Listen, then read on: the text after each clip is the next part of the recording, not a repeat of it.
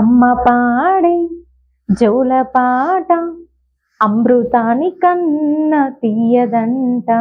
ఇప్పుడు యూట్యూబ్ ని షేక్ చేస్తూ వైరల్ గా మారిన జాన్వి ఎర్రం అమ్మ సాంగ్. అమ్మ అంటేని అమృతం. అటువంటి అమ్మపై ఎన్ని పాటలు వచ్చినా సూపర్ హిట్ గా నిలవాల్సిందే. అయితే ఇటీవలే కాలంలో రిలీజ్ అయిన అమ్మ పాట ట్రెండింగ్ లో నడుస్తుంది. రీసెంట్ గా రిలీజ్ అయిన ఈ సాంగ్ అతి తక్కువ కాలంలోనే మిలియన్ వ్యూస్ కి రీచ్ అయింది. అమ్మ తన బిడ్డని మనసుకు హత్తుకునే విధంగా పాట పాడిన జాన్వి తెలుగమ్మాయి అని అనుకుంటున్నారా? అలా అనుకుంటే మీరు పొరపడినట్లే. అవును, మరి మీరు విన్నది నిజమే. తను పుట్టింది పెరిగింది అంతా ముంబైలోని.